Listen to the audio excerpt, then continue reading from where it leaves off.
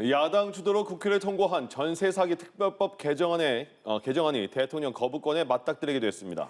정부는 사적 영역에서 발생한 피해를 공공자금으로 직접 구제하는 법은 전례가 없다며 더 큰 혼란에 낳을 수 있다고 지적했습니다. 하지만 피해자들은 반발하고 있습니다. 김수강 기자입니다.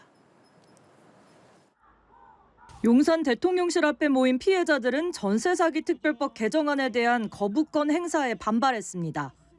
전세 사기 피해자 한 사람이라도 살릴 수 있는 최소한의 미안의 법이라 생각합니다.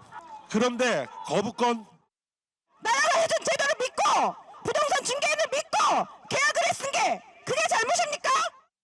반면 정부는 개정안이 피해자의 보증금을 일부 지급하는 데 국민 청약저축으로 조성된 주택 도시기금 수조 원을 투입하는 점, 보이스피싱 등 다른 범죄 피해와의 형평성 등을 문제 삼았습니다.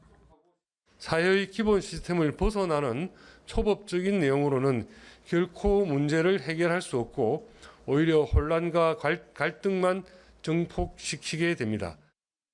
대신 본회의 전날 발표한 정부안을 다시 꺼내들었는데 한국토지주택공사 LH가 피해 주택을 경매로 낙찰받아 피해자에게 공공임대주택으로 제공하고 10년 동안 임대료 없이 거주할 수 있도록 하는 내용이 핵심입니다.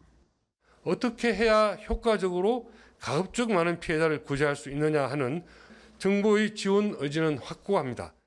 하지만 피해자들은 특별법 시행 1년 만에 추가된 늑장 대책인데다 피해자들과 한마디 상의 없이 만들어져 현실을 제대로 반영하고 있지 않다고 주장합니다. 저는 전세 사기 피해를 당했지만 보증금 일부를 손실 보더라도 이 집에서 탈출해서 새 집으로 가서 새로운 일상을 사는 게 21대 국회 임기 종료가 다가와 법안에 대한 재표결이 어려운 상황에서 전세사기법 개정안은 폐기 수순을 밟게 됐습니다. 국토부는 정부안을 제도화하는 과정에서 전문가는 물론 피해자와도 만나 의견을 수렴하겠다고 강조했습니다. 연합뉴스TV 김수강입니다.